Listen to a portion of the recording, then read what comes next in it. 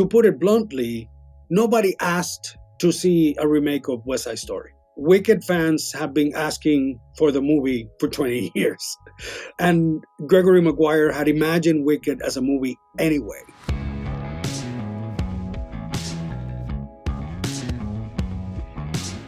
This is the Box Office Podcast. I'm Daniel Loria, the editorial director of Box Office Pro, the pulse of theatrical exhibition.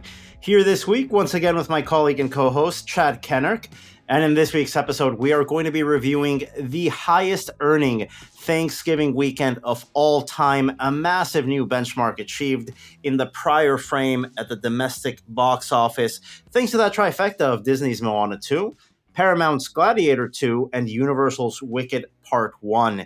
And in our feature segment this week, we are going to be going over the lasting legacy and impact of the Broadway musical at the box office, really celebrating the fact that Wicked is now the highest grossing Broadway adaptation of all time at the domestic box office. And joining us to discuss that topic is Ernesto Acevedo-Muñoz, a professor at the Cinema Studies and Moving Image Arts Department at the University of Colorado at Boulder, and the author of West Side Story Cinema, The Making and Impact of an American Masterpiece. That book is available through the University Press of Kansas. And you can find that really at any online retailer. A great book. I highly recommend it. We will be going over that cultural legacy and impact that the Broadway musical has had on the American feature film spectrum. That's going to be coming up in the second half of this episode. But let's get started like we usually do. Chad, it was a great Thanksgiving at the movies. I went several times. What did you catch over the weekend? Yeah, I've been catching up with a lot of things. It's that time of year where all of the award screeners are coming out, but I did catch Moana 2. It checks a lot of the boxes. It's colorful, it's cute. Doesn't necessarily have some of the heart of the original, but I think it's definitely, as we've seen in the numbers this week, a crowd pleaser. And then I also caught up with Luca Guadagnino's Queer. It's probably his most elusive film, I would say. It's one where I feel like I need to have read the book to catch a lot of what's going on there. But he isn't necessarily the most accessible filmmaker. Right. Is that fair to say? Which is fine. Yeah. I mean, if you go to one of his movies, that's what you're buying into. But you're saying this one, you kind of have to let it sit a little bit or maybe go another time. Yeah, definitely. I think the performances are good. About 3/4 of the way through, the narrative shifts. And for me, that was the most interesting part of the film. Man, I love those like hard left turns. When David Lynch does that, I get excited. So that kind of sounds like a sort of Guadagnino movie that I might be interested in. I'll add that to my list of things to catch up on. On my end, I was down in suburban Philadelphia for the holiday weekend with my wife's family, and I did the Glicked double feature at the Movie Tavern in Flowertown. A great local cinema, not for like a mile and a quarter from my in-laws' house. So I went to see Gladiator 2 on the Saturday and Wicked on the Sunday. And let me tell you, watching these movies on first run at a packed theater where there are alcohol sales was an experience unto itself. And it was also kind of interesting to see it in such a ethnically diverse cinema. As we know, there's segments in a certain generation, an older generation of an African-American audience that isn't shy about talking back to the screen. When our friend Albert Lawrence was here joining us to talk about his experience watching Gladiator 2, how it was really Denzel's movie the entire time. I mean, that was very much echoed in my auditorium. That was maybe about 33 to 40% African-American. And of that audience, I think they were all above the age of 50. And there was a lot of interaction with basically every single line Denzel said. I haven't seen a Denzel performance like this since Training Day. He was great. Yeah. I knew I was in for a good time when the gentleman next to me showed up in an Eagles hoodie holding 2 beers at my 10:15 a.m. screening. He was there for the same reason I was there, to see some sharks fight humans. I do have to also shout out the row of 5 women also above the age of 50 in the same auditorium that my wife and I saw Wicked. The several double margaritas they enjoyed throughout the movie led to a lot of hand waving and a little bit of dancing in the seat. No singing, though. I know that's a big point of contention right now. There's a lot of theater kids out there, not these theater kids, but other theater kids that don't behave, that are singing during screenings of Wicked. Please don't do that. Please don't do it. Yeah. Save it for the sing-along screening. The sing-along's coming. Wait, Just wait a couple of weeks. Yeah. But the cocktails were definitely there. It was a very well-behaved screening, a very festive screening of that title. It was just a good time. And I think that's one of the big reasons why we watch these movies with audiences, right? You and I, we tend to go to a lot of press screenings. We tend to see things in advance, not because we like to, but really because A, it's more affordable that way. We're not spending out of our own pockets. And B, we're usually writing about these movies. We're usually talking about these movies for our job. So we have to have an understanding of them whenever we can have that opportunity to wait a little bit and watch it with a real audience.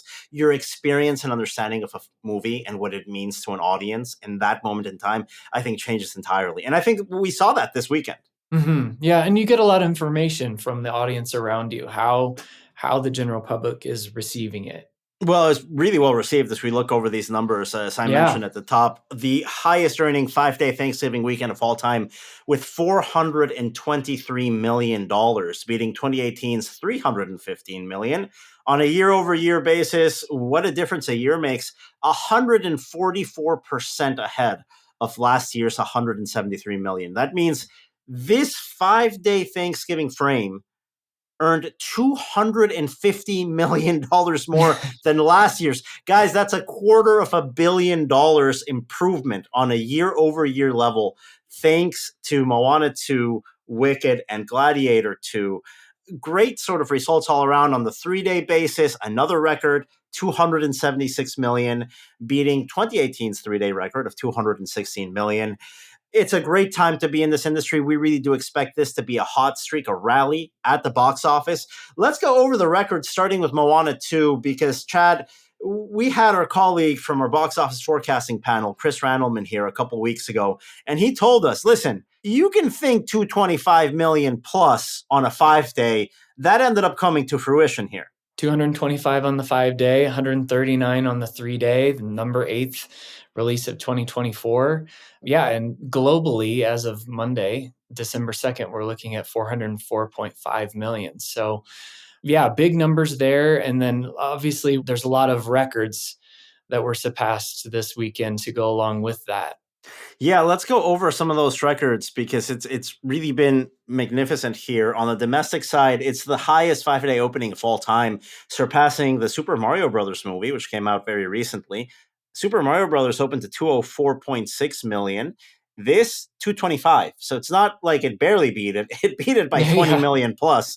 We also have the highest Thanksgiving weekend of all time by far for an individual title.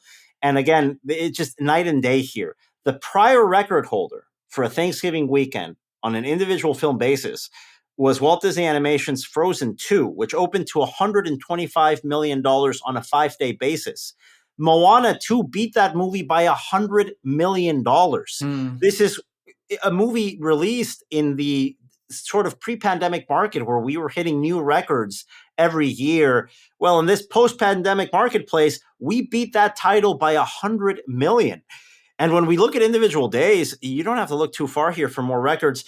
A Thanksgiving Day record of $28 million for Moana 2. The prior record holder, Frozen 2, made around half as much, $15 million. So you doubled that gross this Thanksgiving Day. And on a Black Friday basis, this was the highest grossing title on Black Friday of all time, making $54.5 million. More than $20 million than the prior record holder, Frozen 2, which made $34 million. This is the highest opening weekend of all time for Walt Disney Animation Studios, and Disney now holds the top 7 Thanksgiving debuts of all time and 9 out of the top 10. Just incredible momentum for this title. And overseas, we're seeing some success as well. Yeah, the top 3 markets there, France at 18.8 million, the UK at 15.5, and Mexico at 11.1. With France, Moana 2 was the highest animated opening weekend of all time for that market. Wow. Yeah, great results. We expect Moana to have a clear lane here to continue growing, being a billion-dollar behemoth globally for the box office. It's just a matter of time now. Moving on to the number 2 movie here at the domestic box office, it was a little bit hard having a pinpoint range here for Wicked in its sophomore frame because we knew that this movie was targeting a demographic that was 25 years and up, and that was 72% female in its opening weekend. We didn't know how much Moana 2's family audience would cannibalize that. In its first holdover, cannibalize shouldn't even be part of the vocabulary we're going to use for this performance. 118 million 5-day gross and 81 million for the 3-day. Wicked is now up to 263 million total domestically, the number 7 film of the year so far in North America. Overseas now at 97 million for $360 million worldwide. What's some of the overseas highlights here for Wicked, Chad? Yeah, UK by a long shot at number 1, 35.9 million. Australia, 12.9. South Korea at 8.4. And yeah, lots of strong support from both Wicked and Gladiator. Gladiator coming in 44 million for the 5-day, 31 million for the 3-day. So we're looking at 320 million globally there. With the UK, 29.7 million, France, 22.5, and Spain at 15.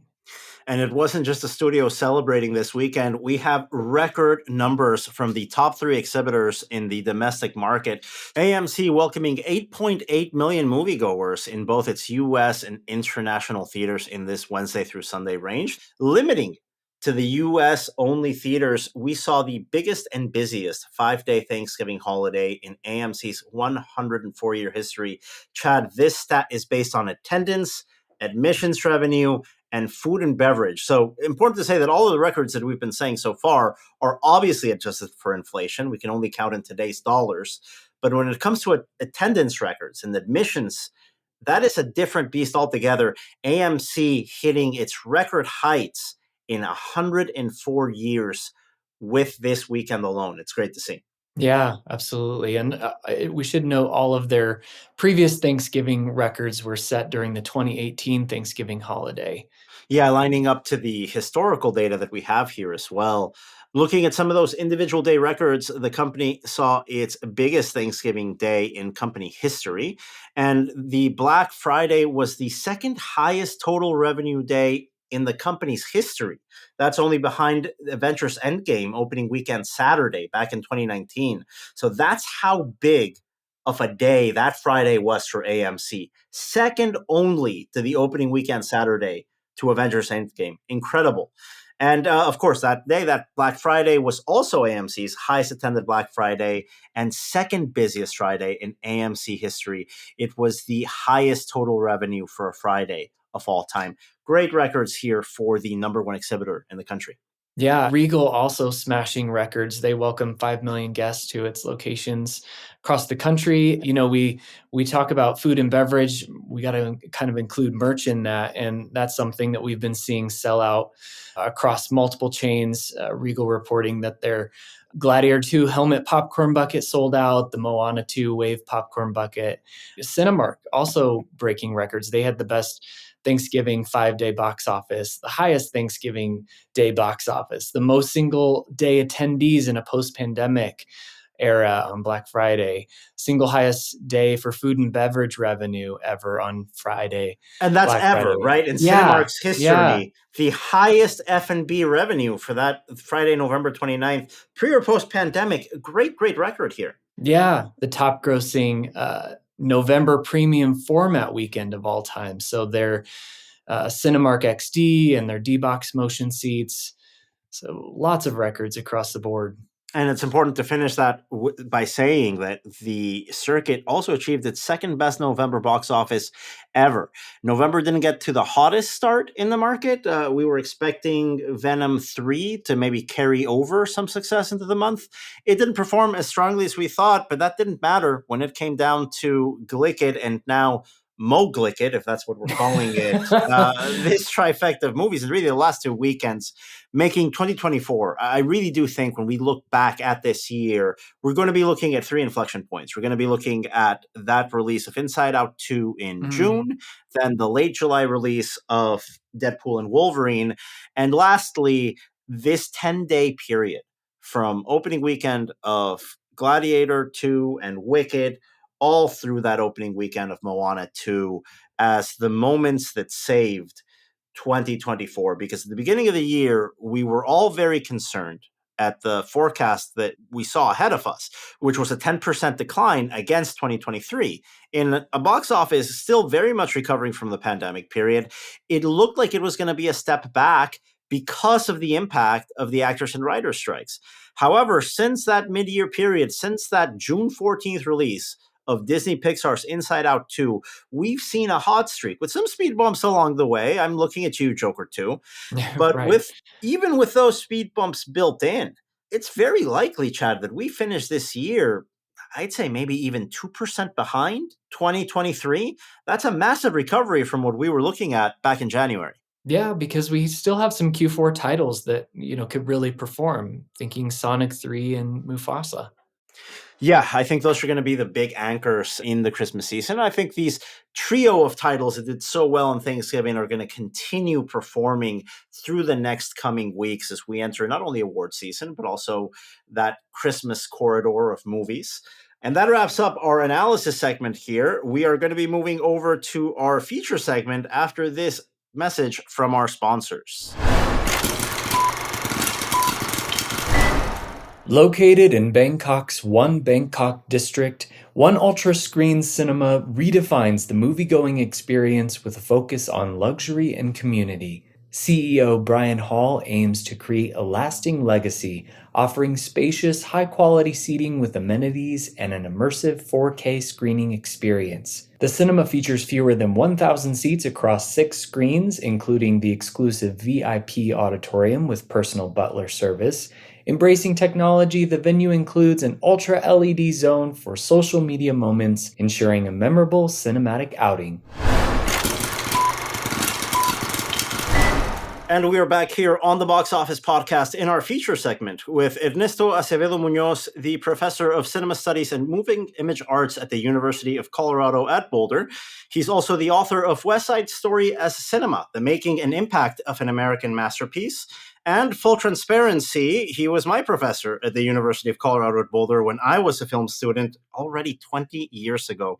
I don't like saying that out loud. But in all seriousness, Ernesto, a good dear friend of mine, one of 3 people that have most influenced my approach in how I think, write, and talk about movies. So a huge thank you for joining us here, Ernesto. It's a pleasure. Daniel, thank you for the invitation. Chad, thanks for joining us as well. It's my pleasure to do these things. So we're talking musicals here. Wicked just became the highest grossing Broadway adaptation of all time, unadjusted for inflation, of course, because the Broadway musical goes back many, many decades in this industry. And we want to talk a little bit about that impact, because when we talk about the Hollywood musical, it can mean a lot of things. We're going to try to limit as much as we can to Broadway adaptations. Otherwise, this would be a 3-hour recording. So in interest of time, we'll try to see how that Broadway to Hollywood pipeline has evolved over the years. And let's just set the stage here for our listeners, because we know the inception of sound created just a gold rush, basically, of content and of influences for Hollywood at large. In that era from 1928 to 1932, we see big spending from Hollywood into New York, not only from musicals, but also on the playwright side. But the way I understand it, and I took your class, so I hope I understand it well, and you can correct me in a second, is there were 2 main logistical hurdles in adapting Broadway in the late 20s and early 30s. First is the technological limitations from the inception of sound. You don't have a free camera. Let's say 1928 to 1932, it's a pretty constrained stylistic palette that you have to adapt. And the second thing, of course, is the production code. Production code goes into effect in 1934, making a direct adaptation of content coming out of Broadway difficult, to say the least, because there's a lot of topics you can't tackle directly in Hollywood. Does that more or less tell us how that relationship between the Hollywood and Broadway pipeline started? It's a good way to think of it. Also, to add another key term here would be vaudeville. A lot of people from the vaudeville circuits, aside from what we think of as Broadway, were migrating to Hollywood in the 20s, and that includes the turn of the transition to sound. I mean, Al Jolson, for example, right, who came from vaudeville. And it's also to keep in mind, in a certain way, structurally speaking, what we came to know as the Broadway musical did not really exist until later in the 1940s. We point to a show like Oklahoma, right? Rodgers and Hammerstein's Oklahoma as being a turning point, right? The history is too short and the documents have been lost, but we certainly see that as a turning point in creating a new form of entertainment that brought in aspects of of music and dance and performance, but that it was its own thing, right? Mm-hmm. So the movies had to first invent ways of incorporating what was already something of a practice, right? We have right around the transition to sound, we have musical shorts, right? We have like performers in front of a camera. Famously, "Singing in the Rain" was one of the first ones back in 1928, 1929. The Hollywood Review of 1929, which was kind of a vaudeville format that included musical numbers, comical skits, and so forth. A turning point is the year 1933, where we have quick succession coming out of Warner Brothers, where Busby Berkeley was housed, 42nd Street, Gold Diggers of 1933, and Footlight Parade. Right. So we have these three movies that come out the same year, where the camera gets a little freer, significantly freer, right? And we come then to see these patterns and things that we've come to associate with that early 30s to mid 30s musical. I think you bring up a really good point here in that it's not that Broadway and Hollywood are siblings from the start. They seem more like cousins. They're related, just not really attached at the hip, because they have to grow in different ways. A lot of those early adaptations, as you mentioned, end up being reviews of shows. And then eventually Hollywood starts creating its own visual language with the musical. And you have these kind of let's put on a show musicals that Busby Berkeley ends up really giving a new visual language, a visual grammar to that's completely separate from what's happening in New York.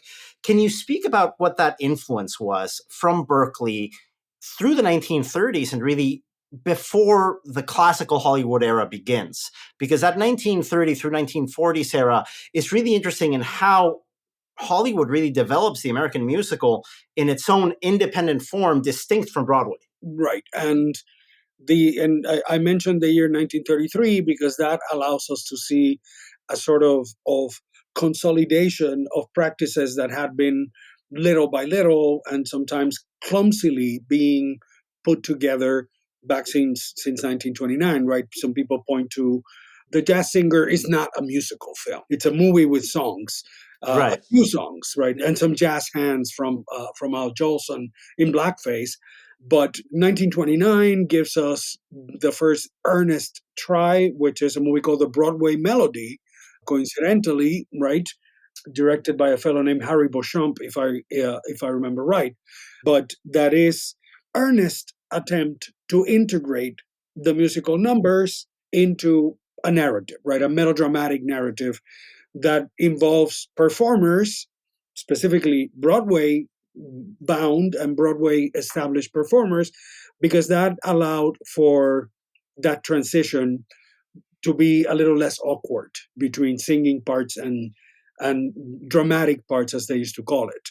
And then there's what happens between 1930, 31, 32, 33, watershed year, as I mentioned, particularly out of Warner Brothers, where Busby Berkeley was not a credited director until later, right? He didn't become a credited solo director until later. He was here credited with staging the musical numbers that occurred on stage, right? Because there was also that theatricality, that added theatricality, that most of the musical numbers took place on stage, but that the camera wasn't anymore, as it was in 1929, the camera wasn't anymore sitting static at the, in the proverbial fourth row of the orchestra. The camera came on stage and the camera danced with the performers, right?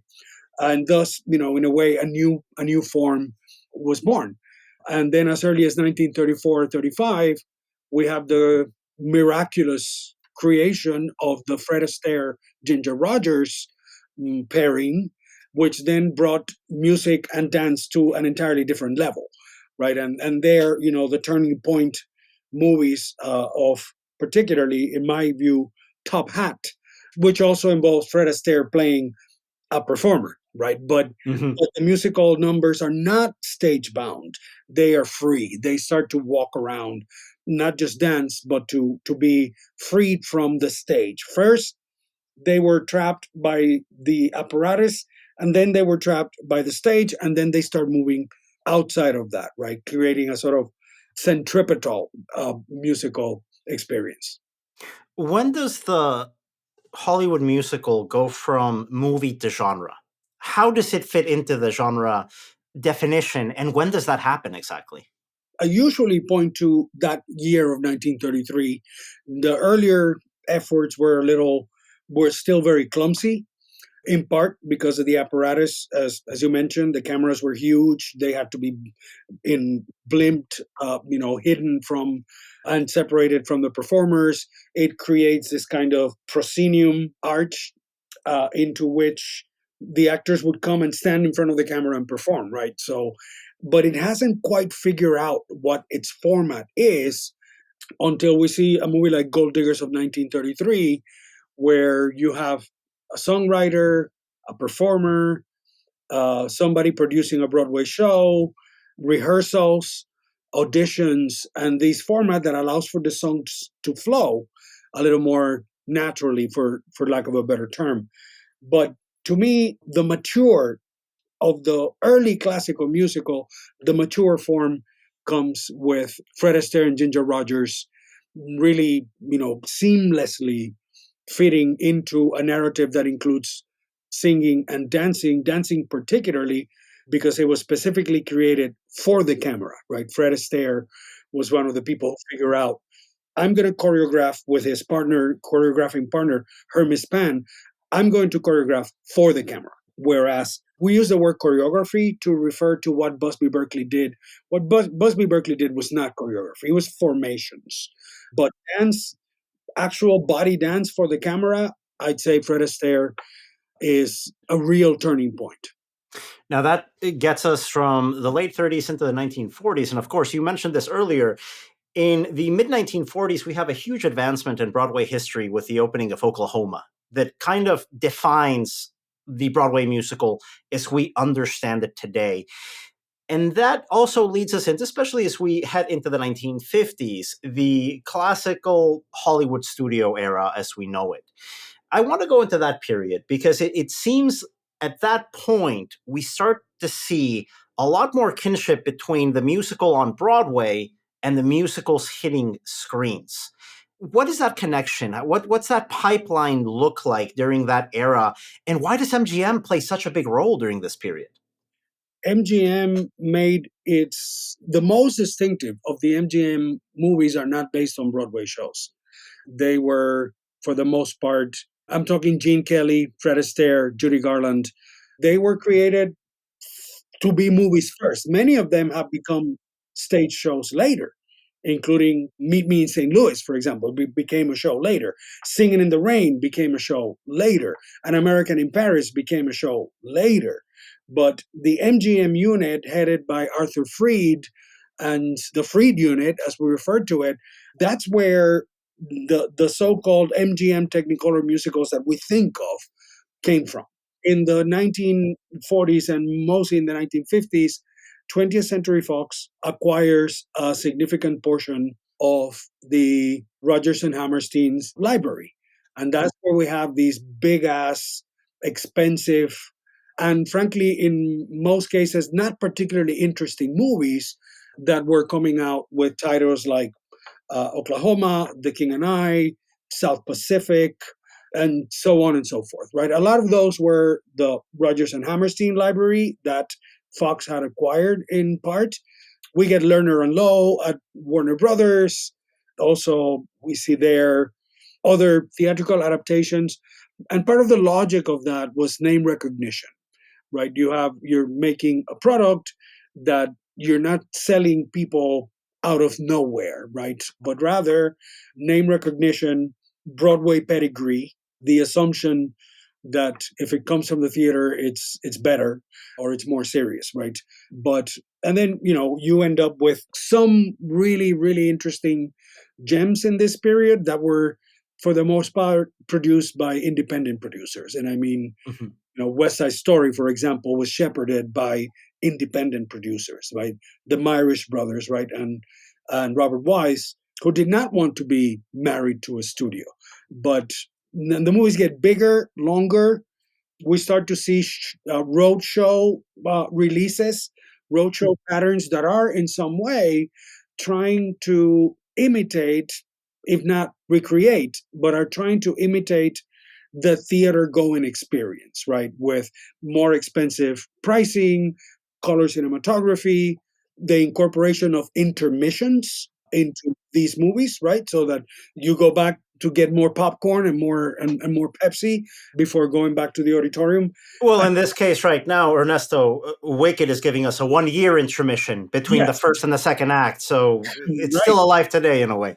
Yeah, but so in some way, that is part of the logic of that pipeline, aside from the fact that these were already known properties, and you could hire the playwrights to write the screenplay, right? You could write the book of the play to write the screenplay, which is also partly true of Wicked, but the properties are already there. And so long as they were being financially viable, and your business is analyzing exhibition and box office, so long as they were sustainable, they were coming out. And the problem is with many of these movies is that, to me, they all look exactly the same. I mean, I've recently sat through a movie like South Pacific. It's excruciatingly boring. Immensely boring. But they were, The King and I mean, it's a really boring movie, really pretty and really boring. But name recognition, again, was one of the ways in which that pipeline was executed. Hey, here we have Rodgers, right? The name above the title, Rodgers and Hammerstein's The Sound of Music, Rodgers and Hammerstein's South Pacific, Rodgers and Hammerstein's The King and I. It becomes a commercial product as much as an artistic endeavor at that point. Like you mentioned, that name recognition. And I think it goes into, at least for Chad and I as fans of the genre, maybe some of the musicals from that era that we like the most come during a really interesting decade of the 1960s, which in reality is 2 decades, the first half of the 1960s and the second half of the 1960s, which bring us a big cultural shift and a big business shift for Hollywood as well. To be fair, a real turning point, West Side Story specifically, given that it broke some of the molds of what would be expected, right? Let's say theoretically, and I do this exercise sometimes with my students, if West Side Story had been produced by MGM instead of independently by the Myrish brothers and distributed by United Artists, we may have had a happy ending. And not the same movie. And I don't think the same cultural impact with a happy ending. You're right. But you see, the fact that Robert Wise at that point and the Myrish brothers, they did not want to go that route. I'm not saying that is the case, because I don't know if it was ever in development in any of those studios. I don't think so, because the origin goes to one of the Myrish brothers saw West Side Story on Broadway in 1957 or 58 and said, this would make a great movie. I'm going to call these guys and buy the rights. And he had bought the rights very early on to produce it independently, right? And the Myrish brothers are among the original Maverick producers, truly independent. Although, they came from Monogram and from those Poverty Row studios where they learned how to make movies in 20 days for $100,000. And it's interesting because the second half of the 1960s really sees a decline of the Hollywood musical, and really the entire studio system comes crumbling down. The production code disappears, and you start seeing the audience start asking for a different type of film. That musical from the mid 1960s, or even the late 1950s, as you mentioned, the boring ones in your words, and maybe even the high watermarks in my words, things like My Fair Lady and Sound of Music, that model of musical doesn't become commercially sustaining for the studios in that late 1960s period. What happens? Is there a specific film? What's the Heaven's Gate of the 1960s musical? And how do we recover from that? There are a number of misfires that were movies that ended up being very expensive and returning very little.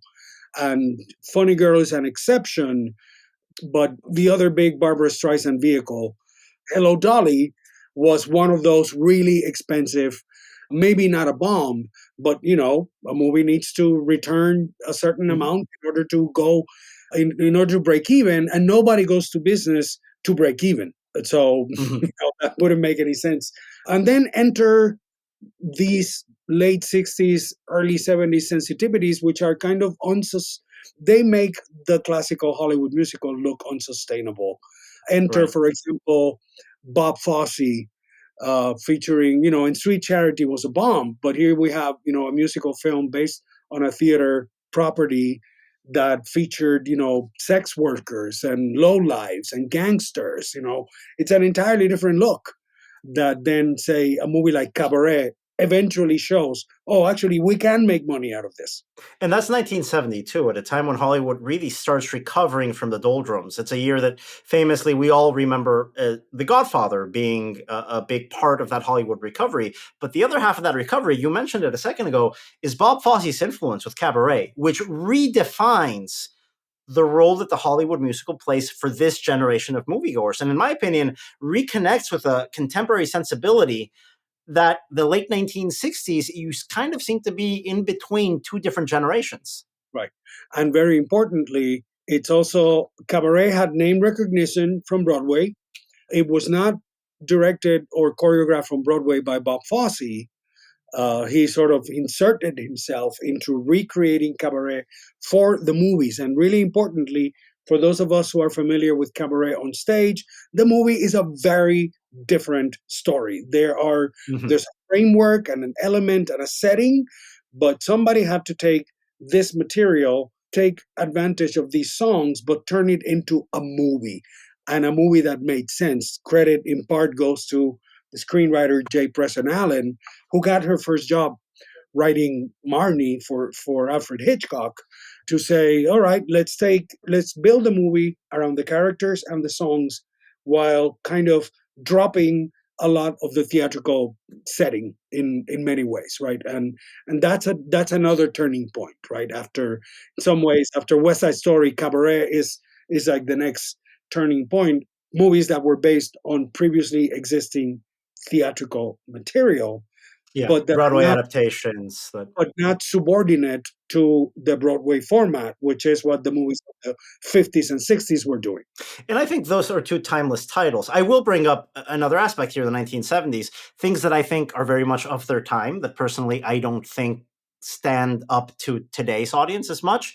That hippie musical that also redefines Broadway, because Broadway itself wasn't immune to this cultural change. Broadway itself also had to redefine itself during this era, and it does so tapping into the counterculture with musicals like Hair and Jesus Christ Superstar, two Broadway musicals that also get film adaptations in the same decade, and also seem to ride that wave in films that, like I said, I'm not sure if they're super entertaining for today's standards, but at the time were massive hits.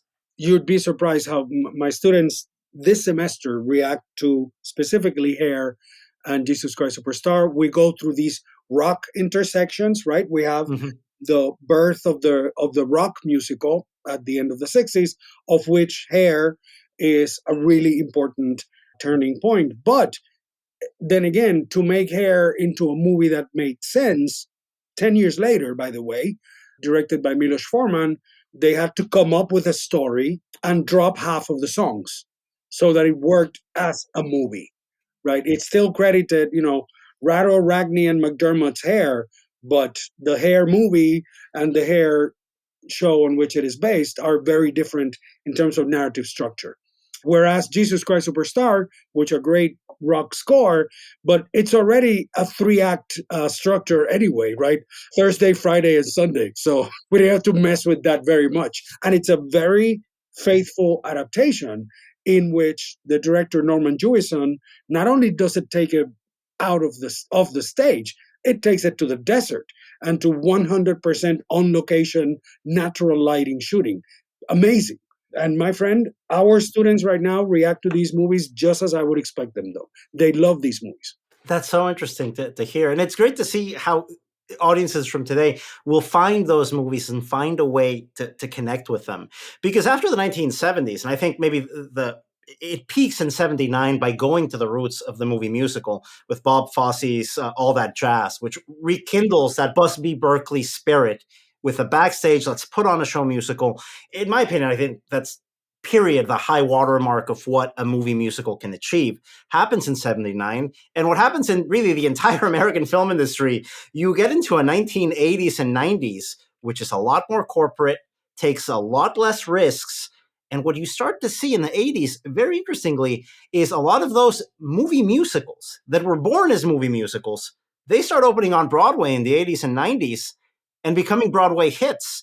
Now, the 80s and 90s, it seems like a dead period to me. If anything, you have exceptions like the Disney musical, like the animated Disney films in the 90s. But what happens in those 2 decades? Are they lost decades? I point to the 80s as sort of, I have a section in my course where we talk about the notorious bombs of the 80s, which include, once again, expensive movies, expensive directors who had either no or very little musical experience, including One from the Heart, an experiment, a beautiful idea, completely derailed. Scorsese has to try at it. It doesn't quite work. Right. And let's not forget Annie, an expensive underperformer with a director who didn't belong there, John Huston. And who would have imagined that what was at the time the longest running Broadway show in history, A Chorus Line, was going to turn into a bomb of a movie with the wrong director, right? Richard Attenborough.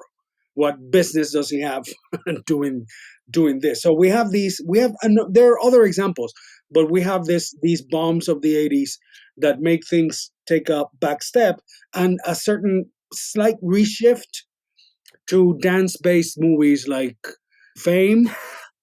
Fame. I love Fame. I'm a big fan of Fame.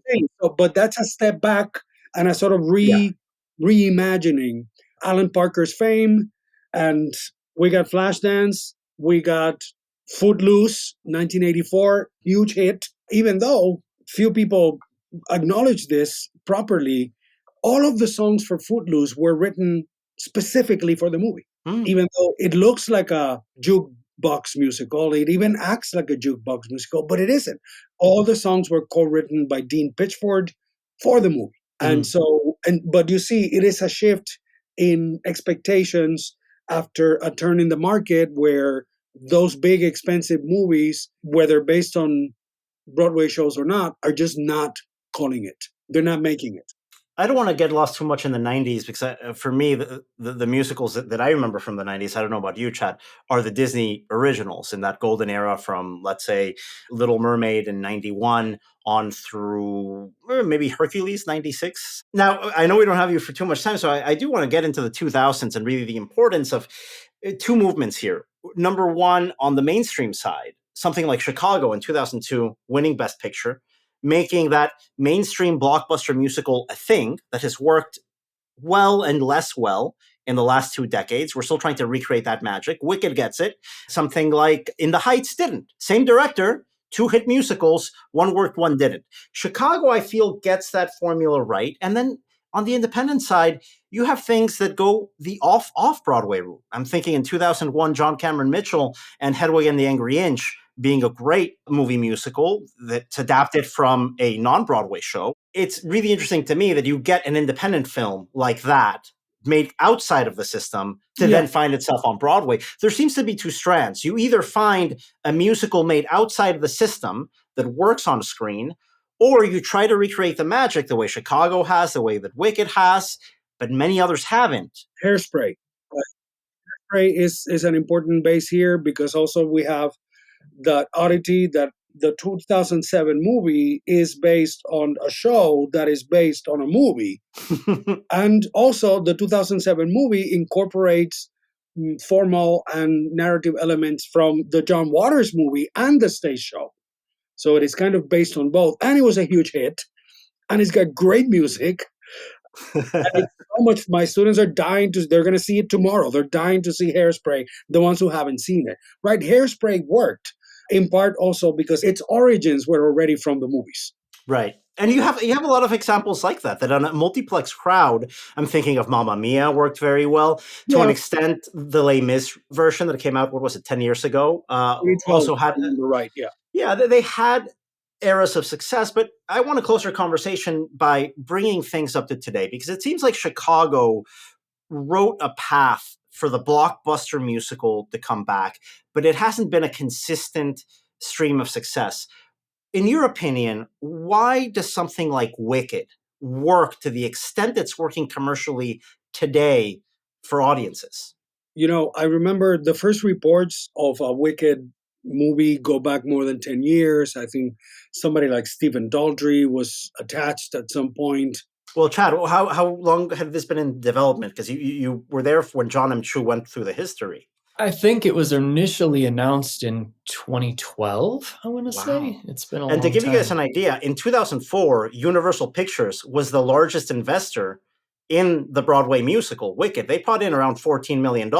So this was always going to be a musical by design, if you ask Universal. And it always going to be a musical because the guy who wrote the book, Gregory Maguire, he had written the book expecting it to become a movie.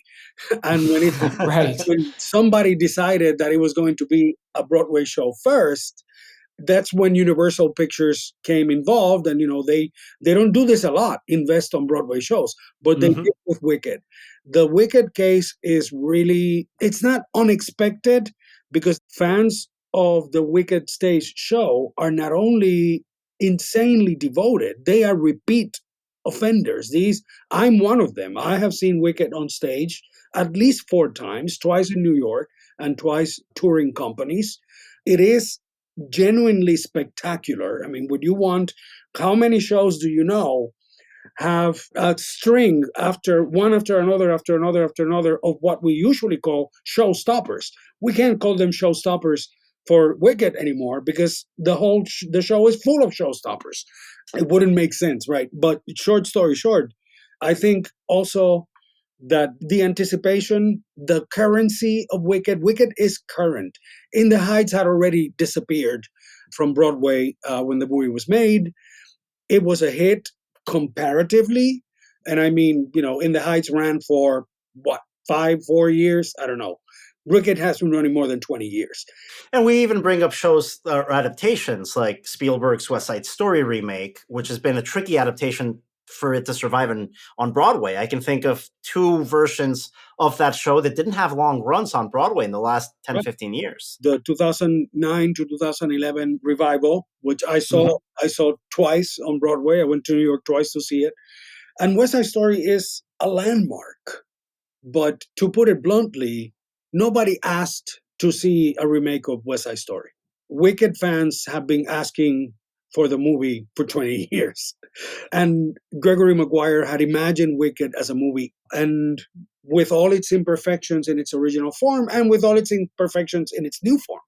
But another one of the things that is, I think, helping build, and I think this movie is going to have legs significantly, is that they have actually brought up, because it has to work as a movie, exposition that comes from the Gregory Maguire book.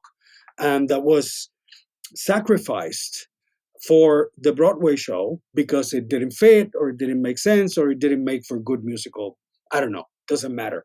But a lot of that exposition is being brought briefly but effectively into the movie, right? Here comes the work of the screenwriters in taking this property that is quite literally divided into Act 1 and Act 2 and turn it into 2 3-act movies because a movie has to work structurally in a certain way. And that is a huge commercial gamble. Chad and I have been covering this story for 2 years now, listening to producers, listening to the director, listening to executives from Universal. They all had faith in the project. But if you look at that track record from 2002, from that Best Picture winner, Chicago, up until today, the Broadway musical, no matter how popular, was never a guarantee. You brought up the factors on why Wicked did work, why the demand was there. I can understand the demand for one movie, Ernesto. Yeah. The demand for two, it's a risky move. Somebody had to take this risk. And in part, Steven Schwartz is involved. The writers of the staged show are involved. It's not something that has been entirely hijacked by Hollywood. A lot of the people who were involved with the creation of the show are participants, are creative voices as well.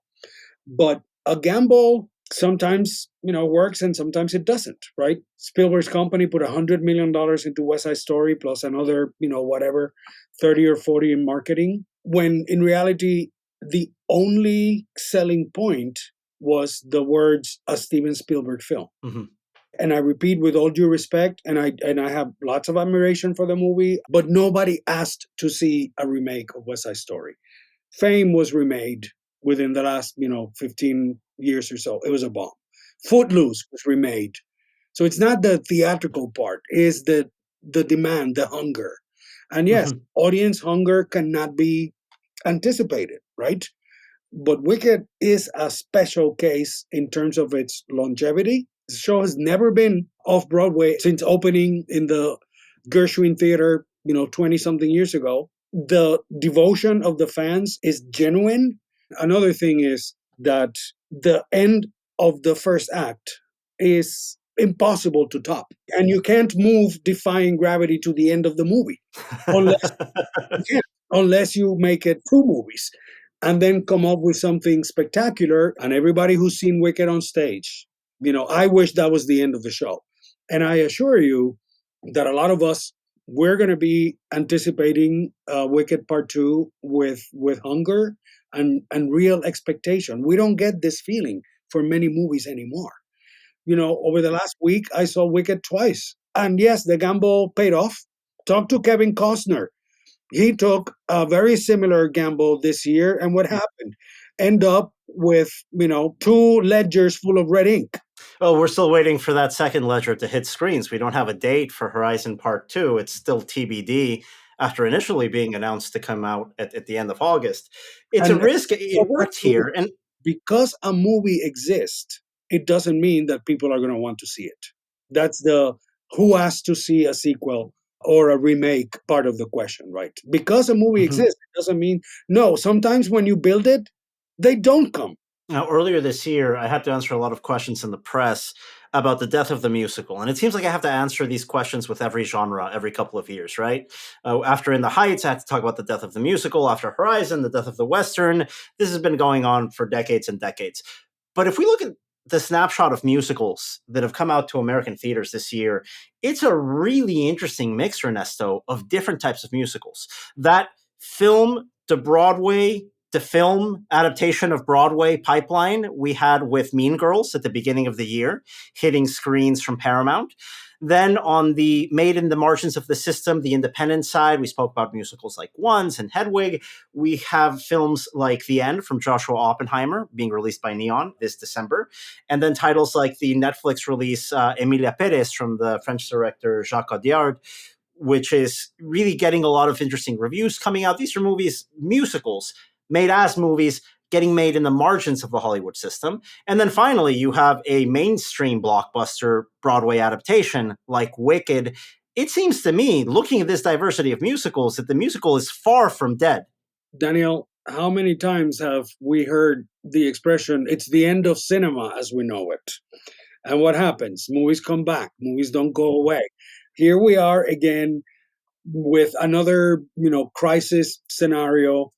And so long as there are people who like music, there will be something with music in it. I mean, we didn't mention, for example, Glee and the Pitch Perfect movies, for instance, which... Oh, or something like High School Musical that was made for TV that has been hugely influential, not only for pop stars, but also actors today. I would say, I imagine a lot of your students are probably, their first experience in watching musicals happened through those shows. Many of them would confess that the first time they heard a song like Maybe This Time, from Cabaret, was on Glee. Mm-hmm. And any number of Broadway tunes that seem so familiar to us. But that's okay. It served a function. Pitch Perfect is an example. Pitch Perfect takes in part the High School Musical and the Glee universes and converts it into this thing that suddenly makes sense, that makes for phenomenal entertainment. You should have heard my students laughing in my screening last night watching Pitch Perfect, and slightly reinvents it. But take the songs out of Pitch Perfect, you don't have a movie. Right. Yeah, there's not much there. That's a musical. I think my question for you would be, moving forward, now that we have Wicked and we have Wicked Part 2 coming out, I think a lot of studios' eyebrows are probably raised at the amount of money coming in. What's this going to do in terms of the movie musical in the future? I think the history will repeat itself. Cinema history is cyclical. We go through these ups and downs. We've had notorious bombs recently as well. Dear Evan Hansen. Here it is, one of the most popular shows. For how long? This is, again, everything is relative, right? The cycles will continue. And now, one of the problems we have, too, is that fewer and fewer and fewer Broadway shows are having long runs. Shows are hits and disappear. For the purposes of the pipeline, Broadway to Hollywood, the history of the show and the legs of the show are essential. Again, because nobody's required to go see a movie just because it exists. Dear Evan Hansen, probably somebody had great expectations. And what happened? It used to be the practice that movie versions of musicals were typically greenlit after the show's popularity has started to wane somewhat. The Chicago that is on stage today is the same revival that opened in 1996. In the case of Chicago, the movie had the effect of making the show more popular again, right? And here we are. Chicago is still playing on Broadway today. And the movie came out more than 20 years ago. It is a really good example that you brought up, whereas so many other things have fallen through the cracks. I mean, is Mean Girls even on Broadway anymore? No. Oh, that's a good question. Even a recent Broadway musical that I love, like Hadestown, I think would make a great movie. But it is a gamble once you see the budget it would have to command to be properly done on screen, and also for how long it's been on stage. You need to find that audience first to build on that the way Wicked has. Right. And Wicked has been building an audience for more than 20 years, not just on Broadway, but on the touring companies. Dear Evan Hansen flopped because it didn't have that audience. Is somebody going to put money now into, I don't know, Urinetown or Once on This Island or Come From Away into movie versions? I don't know, but it doesn't make a lot of sense to me. I would have no interest in seeing any movie version of those shows. Mm. I'd love to see Urinetown. You kidding me?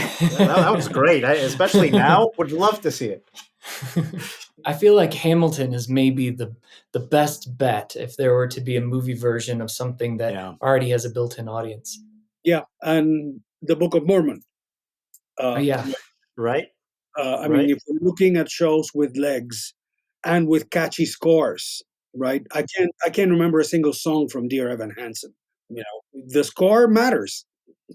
The first time I saw Wicked on stage was in New York in 2012. And the movie I saw this week is like exactly how I had imagined it.